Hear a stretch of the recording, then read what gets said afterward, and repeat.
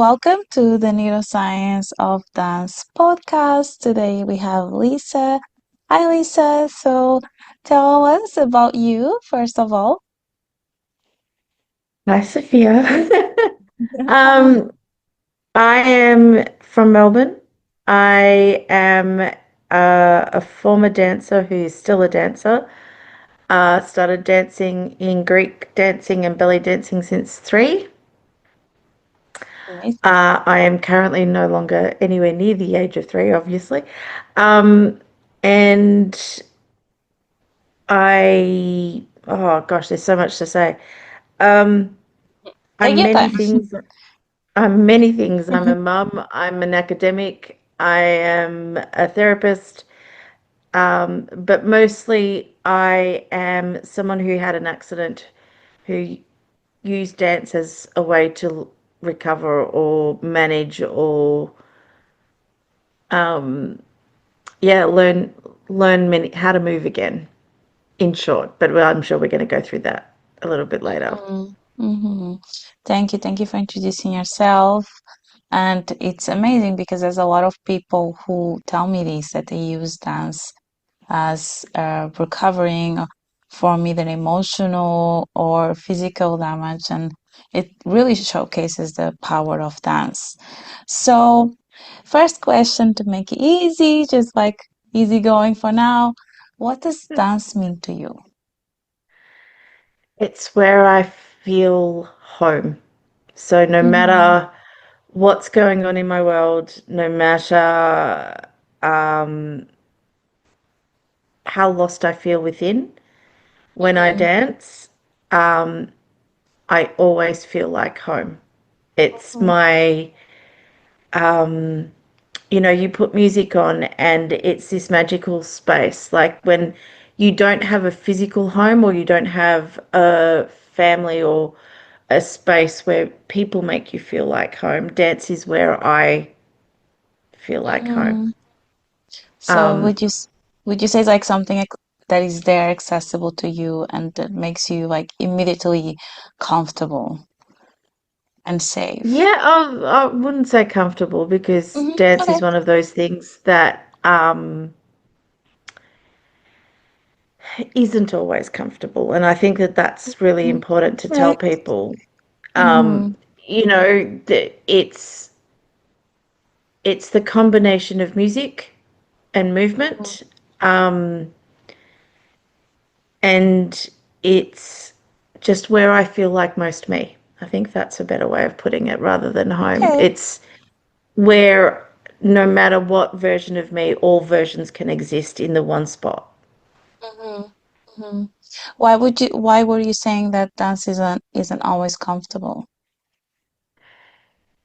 Because when you're learning or when you're relearning, like I had to, there is something that I think we don't focus on, which is falling in love with the frustration tolerance. So we're going to get something Mm-hmm. wrong. We're not going to, our bodies aren't going to quite get it the first time Mm-hmm. around we move. You know, um, so especially for me who learnt how to move again using dance, I had to really embrace Mm-hmm.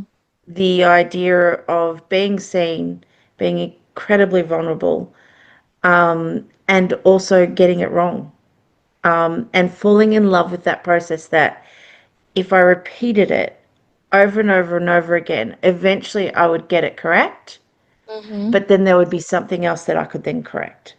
Like there would be a Mm-hmm. next level or and so that process is actually not very comfortable. Mm-hmm. But when you fall in love with it, it elevates your experience of dance because you're no longer dancing to be perfect. You're dancing, from a different space. Mm-hmm. Amazing. That's so important. So what made you fall in love with that person who's learning and doing a lot of mistakes and still like trying to do the movement correctly? How did you do that? Because I think that's very important, like for dancers, because this happens often. Um, how did I fall in love with that? Mm, Well, basically, when I started to dance after my accident, I did not have feeling in my feet. I did not have feeling in 85% of my body.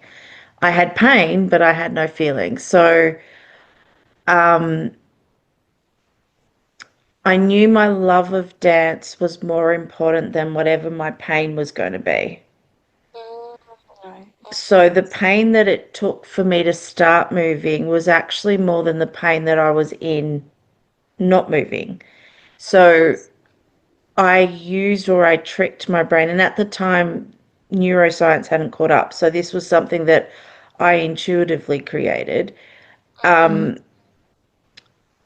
I knew that my love of dancing was going to be more important than the pain that I was going to be in. And so, mm, because I accepted that fact, I would do a 45-minute lesson and I would be bedridden for 3, 4 days. So I knew what I was up for when I started. So I already had that built in that I knew that this was going to hurt, but the idea of being able to move was actually more important than that. These mm, days, I now set, like, I mean, at that point, I set a ridiculous goal, which was to dance in an international competition. I couldn't walk. I couldn't feel my feet. And it was a ridiculous goal at the time. mm, But it's what kept me going mm, to then keep going when it got a little bit tough. Like, I think I purposely put myself in situations where it was unfamiliar. Like, so I learnt, in those days, I learnt ballroom, mm, Latin, and New Vogue. The swing waltz took me a year because I couldn't pivot and no one could tell me how it felt. So I couldn't imagine it. And because I couldn't feel my feet and I had no control over that movement, and no one could tell me how it feels in the body, I couldn't imagine it. So therefore, I couldn't do it. And so there was this process of me going, well, what is more important? What is actually my priority here? My priority is actually to be able to dance. And I'm not going mm, to let, you know, this dance or this style or this choreography or this step defeat me because, well, arguably I've been through worse. mm, And there's still moments, you know, where there's a move at the moment that I'm working on belly dancing where the hip goes to the side and my hip won't go for mm. the full extent where it could. So I just keep trying. Yeah. But, you know, 8 years down the track, I actually know I have got results. You know, I have got feeling back. I can move. So there's a little bit of experience behind it. When I first started, there was no medical doctor that said I could. There was an understanding that, and I worked with a neuropsychologist. There was an understanding that this was my best chance at recovery, but there's no guarantees that it's going to work. But if anyone was going to get it to work, it was going to be me. That makes sense. That was a very Wow. long-winded answer, but anyway. That is like so inspiring. And I see a lot of different things here. So, like, in terms of neuroscience, like, you prime by setting this goal, you are priming your brain to actually go and get it. So, you like the brain Mm, was already having this idea, or even you visualizing yourself competing was already triggering those motor pathways. Because when we imagine with the same motor pathways that are that are triggered when we do the movement are the same. And so you're already doing that, and then you putting yourself in novel situations. We are working here on neuroplasticity, the brain's ability to adapt and create new neural pathways, and even create new neurons to support that. Mm. So there was a lot of things here neurologically that were happening as you were doing that.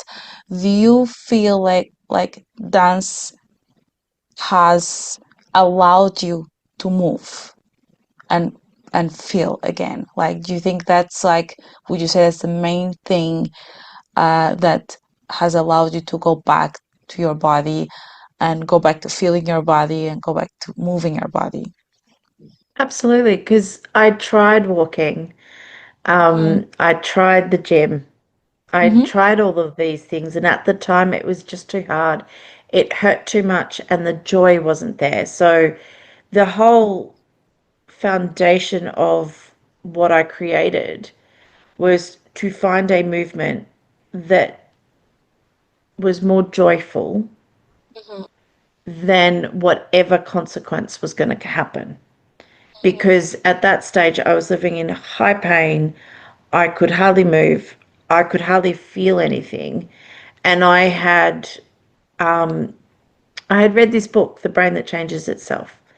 And Oh, it was the amazing book. first, yeah, and it was the first time I'd come across this idea that the brain was, it could be plastic. We could do stuff. And I knew from my science background that I could create new neural pathways, and that's what I needed. Um, I needed to reconnect my brain to my body. And at the same time, I needed to face whatever demons were coming up and whatever shadow. So I knew that the process was very multi-layered. And if you think I wasn't walking at the time, I had no proprioception. And all I did was I thought, if I imagine how it feels, I can remember how it feels. I can remember how to point my toes. I can remember, how to lift my arms. I can imagine what each muscle needs to do in which order. And if I keep doing that, maybe one day something will move. And I was very intentional with who I worked with. I would drive hours on end and make sure I worked with people that had a bit of an understanding, weren't scared of working with me because some people, kind of quite understandably didn't want to work with me. And I still do that to this day. My coaches are all very much handpicked, um, Mm-hmm. and have to be fearless as much as I am. Mm-hmm. And need to believe in me. I think if anything, whilst I understand my story's inspiring, um, there were so many people and so many teachers that did not believe in me, like, that said, who do you think you are, to compete? You've got this history, just be happy that you're dancing. And it's like, no, competition asks for a higher level. I'll surround myself with the best because it has a different discipline to someone who just does it for social. And whilst, yes, I might not be a world champion, I need to have that elevated discipline. And I go through so much more to get onto the floor, to move, even Mm-hmm. now, Mm-hmm. that being around elite athletes and people who take it seriously, there is a kinship because there's a level of discipline and sacrifice and focus that you don't get otherwise. Mm-hmm. Mm-hmm. And I think that that's really important. Mm-hmm. So here, like, there's a lot of different things, like the fact that you try to recall the movement representation. So every time we learn movement, we get these motor movement representations in the brain, and that allows us to recall how the movement is done and execute the movement. And the fact that you went back and kind of like access that in order to trigger those motor pathways even without moving, and also remember the feeling of that to be Mm, able to trigger. So you were triggering those neural pathways even without moving, and then that's how you manage to then somehow, bring that feeling and movement back to your body. And um, it's very curious you're saying like how you had to handpick people who were there to support you. And this is something that is like very important, is that a lot of the times dance teachers, they are not prepared, they don't know how, they don't believe. And so people who need dance the most, which are the people who are fighting some health issue, because dance is supposed to be for health, are turned down from dance classes.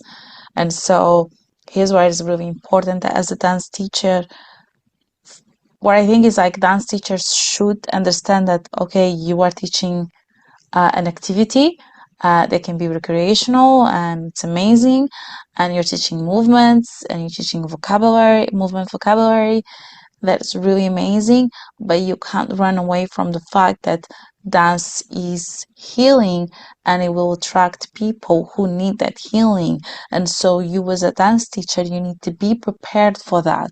And it's by doing this, mm, taking neuroscience of dance courses, psychology of dance courses, um, and knowing like about dance therapy and how dance therapy works, and having all this knowledge really helps. Because imagine that all teachers had this knowledge about neuroscience of dance, and someone like you comes into class and they can be like, right, I know exactly what to do. Let's work on imagining, let's work on, you know I'm going to give you tools that I know that work, so you kind of like wouldn't even have to figure it out all by yourself. And so I think that's when it becomes really, really important. And so, to those, what would you like to say to those teachers who you felt like weren't supporting you? two things. I think that the ones that didn't support me, I understood it. You Mm-hmm, know, and mm-hmm, I'm very much like anything, when you work one on one with people, not everyone is capable of meeting you where you need to be. I had, mm-hmm, um, you know, the teacher or the coach who worked with me and I first started getting feeling in my legs. He used very unorthodox methods. Like we had a stick to do my posture. He would make me aware of where my feet were, so the stick would hit my legs, not in a hurtful way. yeah, yeah, It just as was a, as a sensory way of, oh, just, you did a heel step. Like, you never do a heel step. Why are you doing a heel step in a cha-cha? To make me aware, because he knew I wasn't. He knew that I did not feel. mm-hmm, That even though I moved and there was that cellular memory of movement, which is what I was banking on, he went above and beyond to make sure that I was still competitive. mm-hmm, So, um, but to the ones that, like someone else I think said, who do I think I am for competing? I don't begrudge him for doing that, because I used it to my advantage, and I mm-hmm, think that we need to, yes, I possibly have every right to demonize them and to go, they're awful or they're lesser dance teachers, but they're not. They're just doing something within what they understand. And dance teaching, especially in the more traditional styles where you look at ballet or you look at ballroom. Dancers are usually thin. I am this short, curvy person who's coming back with an injury, not your typical dancer look. We're fighting societal standards at the Mhm. same time. And if I was to say anything to any of them, one would be thank you for not believing in me because I never gave up on myself. It forced me to never give up, even if I wanted to. But also, what kind of teacher do you want to be? Do you want to be the teacher that, doesn't believe in their students and cherry picks who you believe in? And if you do, cool. You're only ever going to be limited by that. That's a very limited brain set. But if you're a teacher that absolutely loves teaching and rises up to the challenge, then you're the type of person that is going to believe in someone like me. And you're the type of person that I'm going to want to work with. Um, and I think that teachers need to also be willing to grow and understand that you can learn from your students. And as a ex-dance teacher and choreographer myself, some of the hardest students I had were the ones that challenged me and made me look in the mirror and go, Mhm.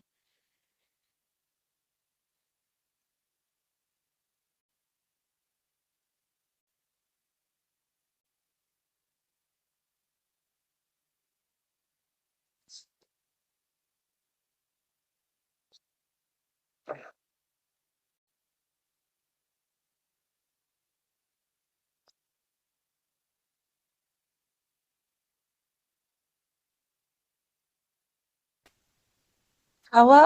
I'm so sorry. Seems like we lost connection. So you say were the that's ones that okay. so when you look in the mirror, if you can repeat that so then I can connect it. Yeah. Um, but look at them. The hardest students were always the ones that made you look in the mirror. They're the ones that asked you to, you know, change the way you taught something. Or, there'd be these really complicated, especially for me, teaching the boys, a really complicated syncopated rhythm and it the way you'd been taught it. And they would look at you blankly and go, you want me to do what? And you want me to turn where? And you want me to do this to what part of the music? And it was the space between the music that you were asking them to move on, which is what made it hard. So I would look at it and go, okay, how can I change so this person can receive the information? And I think a lot of dance teachers don't do that. They don't, they get, um, we don't often normalize, hey, let me get back to you. Let me work this out and let me get back to you and find a different way of doing this. Whereas I would go off and go, okay, well, what is it I'm trying to teach them? Mhm. And I often change the music and go and get techno music that had the same rhythm that I was trying to get them to find in the very traditional Mhm. music. It was more obvious. So it asked me to go outside the box. It asked me to think beyond my And adapt. capabilities. Mhm. It allowed me to adapt and pivot. And I think that the teachers that said no to me weren't willing to do that. Mhm. It confronted them more than it excited them. Exactly. So there's like, And they had this set ways of teaching, and then that would challenge them. And a lot of times, also teachers take it as an offense. And so even when I come with the courses and I say, listen, this is how the brain learns, and so this is a better technique. A lot of people don't want to learn these things because they take it as an offense, like I've been doing it wrong. and it's not really that. It's like there's a better way to do it. So there's other techniques that you can learn. And a lot of this that we're talking about is really about this thing about variability, being able to, you know, be spontaneous and uh, uh, vary like the teaching methods, and so you can also improve the learning. And a lot of times also teachers have this thing, okay, but if I'm going to do this for this student, what about the other students? I'm like, the other students also benefit from these things. They benefit from visualizing, imagining, like feeling, getting sensations in the body. So when we are changing for a specific student and when we're slowing the pace down for a specific student, everyone else also benefits. And that is like the main thing that a lot of dance teachers, dance studios, academies, they don't really understand. And so this is really, really important. And thank you for bringing that up. And this is like people don't know any better, or they had teachers who were very harsh, so they come from that background. And this generational teaching methods, harsh teaching, and effective and even harmful ways of teaching are being passed down like generational trauma from teachers to teachers to teachers. But it's up to us to now break that. And seeing that past 30, 40 years, there's a lot of developments in neuroscience of dance. There's a lot of studies in psychology of dance, so we have this knowledge. And now it's up to you to go and grab it. And you, Lisa, you joined the academy. So Lisa is part of my neuroscience and psychology of dance academy. And so you are really going for it, and find you have so much knowledge already, but you still going and get, okay, but what is out there, what is the most recent research, and what can I learn more? And that's really, really amazing. Well, I think that um, I intuitively You had that created intuition. rehab program. Hmm. And whilst yes, I already have a science background, um, and the dance background, I think that after I did, my master's, and because I'm opening my own practice, and because I've been asked to share what I did, because I think the odds of me getting better were like something Hmm. ridiculous, Yeah. like 0.4%. It was just stupid. Um, so, and part of me would love to teach again. But Hmm. like always, I think life experience married with actual education Hmm. makes for such a better offering. Hmm. So, you know, I wanted to know more. And Hmm. arguably the neuroscience of dance will be my specialization anyway, in Hmm. Yeah. my offerings, because that's what I want to teach. I want to teach people how to, I'm going to stop mid sentence, but I did a performance last year, and leading up to it, my mind was a war zone, and I hardly spoke to anybody. I was holding an injury that I didn't tell anybody. I was in a lot of pain, and my colleagues noticed, or my community noticed, that I was a lot quieter. I then, showed up with full comp makeup. Some of them didn't even know I was performing or what I was up to. And I went on the floor and did a very sassy thing. Now, it wasn't perfect. It was, I ended up rupturing a cyst in my knee while I was dancing. So there was a lot of pain going on, and I couldn't walk afterwards.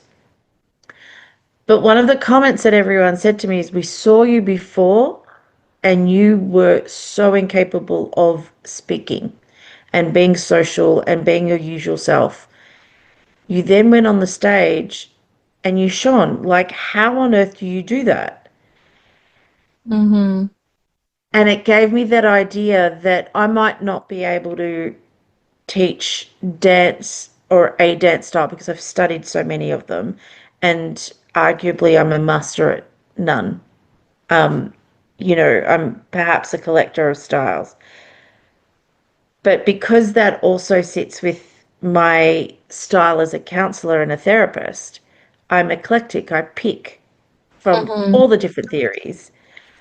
It it created this idea in my head that, well, I need to teach how to transmute emotions um, using dance. And then I saw your offering, which I love. I love how the world works. When I couldn't walk for 6 weeks, there was a lot of scrolling, and I saw that there was this neuroscience, and I started researching. Is there something like neuroscience of dance? And I started speaking to my neuropsychologist. I'm like, this is what I want to do. Like, what do you Mhm. think? And she's like, yes, I love that. So, yeah, and these days I don't think I get up very often at 2 in the morning to get onto our academy Yeah, calls. that But is really, really, really, really like effort that you do. So I have one last question for you. I think, sorry, yes, my phone is ringing, and we're gonna just have a little break here, okay? Let me just take it that way. yeah,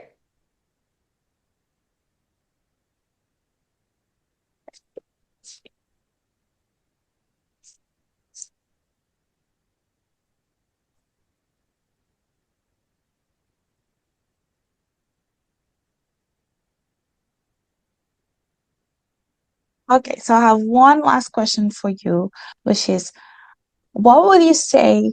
It's actually two questions in one. So, what would you say to dancers that have been through similar experiences as you, but they give up dancing and they also come to me and be like, I would love to continue and I would love to dance, but I'm too old.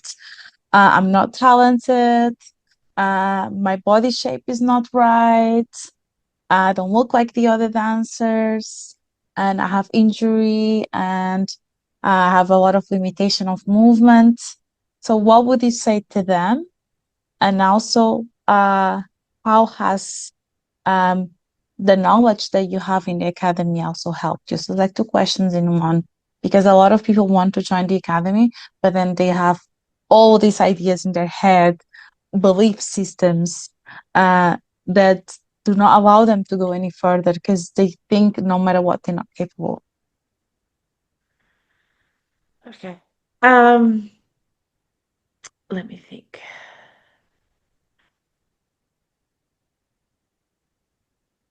If When you want to do something,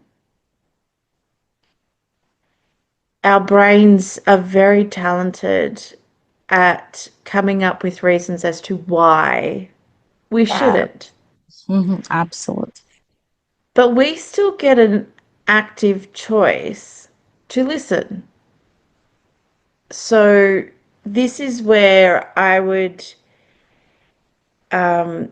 well, this is how I developed my own thing of going, well, what's the priority here? Is the priority for me to give up because I can see I've got all these excuses, or is my priority to do it anyway? Like the body shape. Hey, I'm double my size. Just do it anyway. Um, and I think that when we as humans when we come up with a problem, we're so focused on the problem, we don't realize that our brains are not actually capable of finding the solution. So we need to shift the way we look at it and shift the Mhm, perspective. So asking yourself what's the priority is a really good way of slightly kind of getting yourself out of that mindset. mhm, Um, you know, when I started dancing, I picked a different style that was similar. Like, so I didn't want to do Greek dancing anymore or Greek folk dancing. I didn't want to belly dance because I didn't have the movement. But I still wanted to, like, I started looking at dance videos and I went, okay, well, ballroom and Latin, I've always wanted to learn that. There are similarities in the Latin that I kind of went, okay. So it was a brand new style. I ended up doing Latin and ballroom, modern, new vogue, bachata, salsa, Wow. um, and salsa because the feet moved really quickly. Oh yeah. Hmm. So that was it was a very much a this is fun, but my feet have to move and I didn't have to think about it. My feet just moved because I just copied everybody else. So and these days I also do West Coast swing. So I actively chose the dance style to suit where I was at. I Hmm. actively chose the studio to be surrounded by people that, and one thing I will say is humility is a beautiful quality.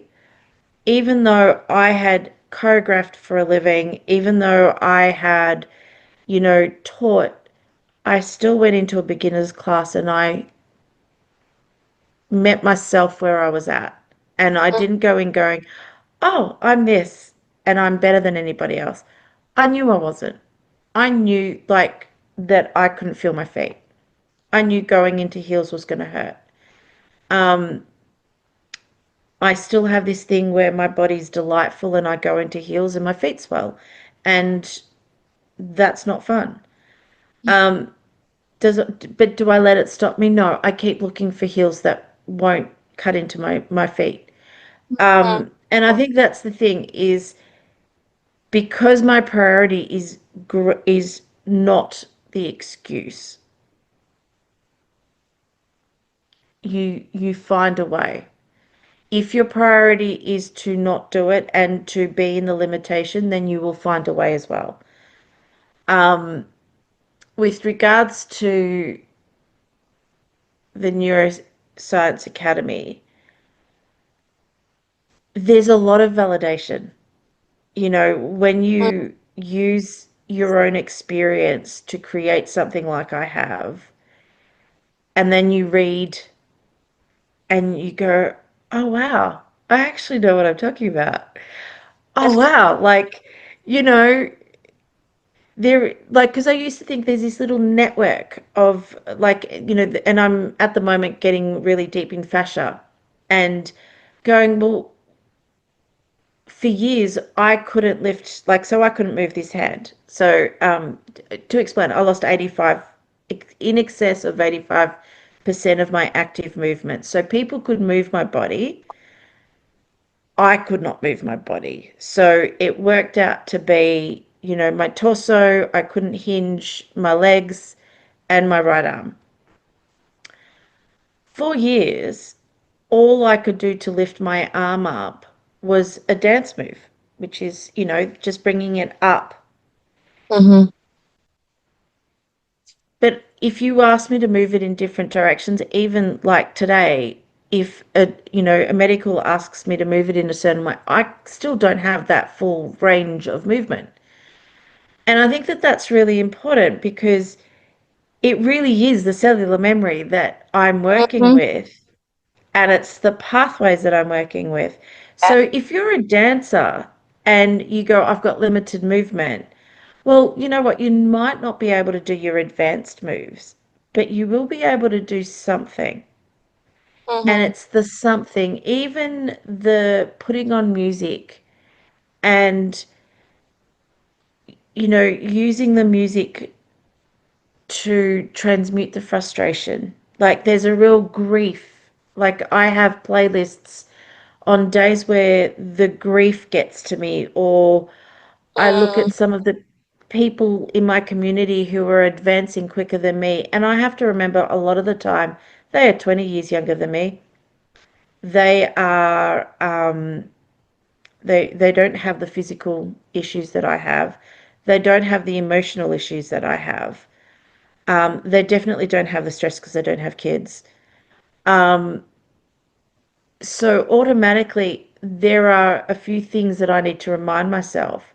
But the grief is still there and it's still valid. And it's like, ah, Absolutely, yes. Hmm. you know, but it's my choice to not let it stop me.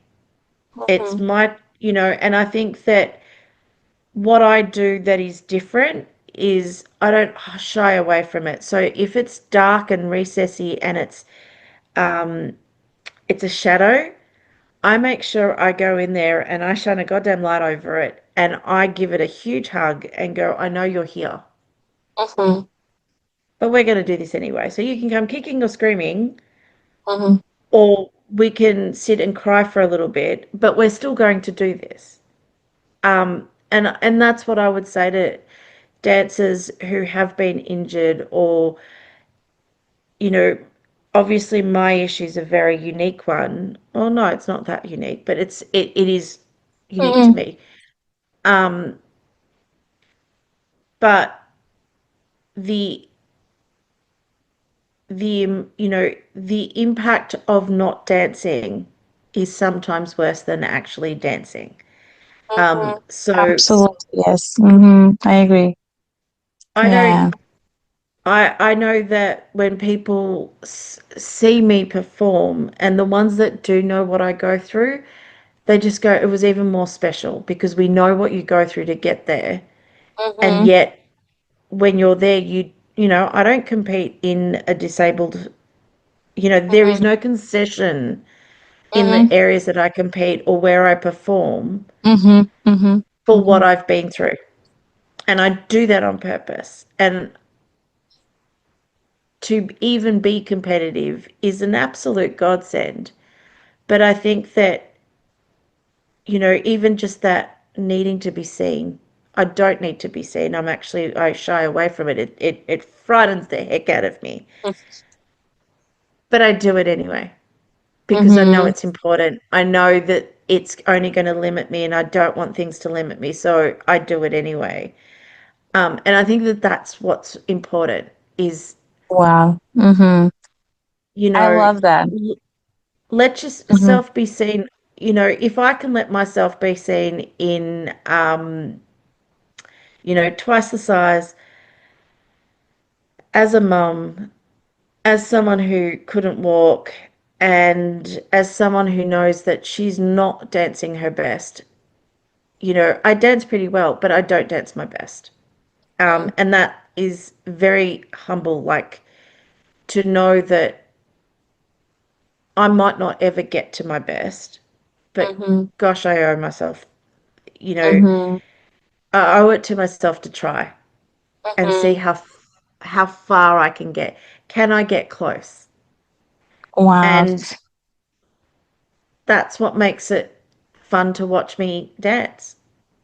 Well, I hope Mhm. it does anyway. That and my blue hair. Thank you so much. That was such an amazing response. And I want to thank you for taking part of the podcast, being here, show yourself, show your story, show your struggles in the such a vulnerable, humble way that you did. And I think the advice that you gave and all that you said is so inspiring and it's going to be very, very important. This part that, being seen in this way, because being in the podcast is being seen, uh, Mm, it's going to help so many people and it's going to resonate with so many people. And there are things that I can say to people, but you know, they need to see that somebody similar to them managed and this is how they did it. And then they can see like it's possible. And you are a very beautiful example that it is possible, right? What you went through mm, is really a lot, going from like not moving, not feeling nothing to full on dancer, That's like so like impressive. And so thank you so much for joining me. And yes, to everyone watching, if you have any questions, you just PM me or email me. And if you like to join the academy, that's also very easy to do so. So just contact me and I'll let you know how. Thank you, Lisa. Thank you so much. Thank you. thank you, Sophia. Thank you. Bye bye. Bye.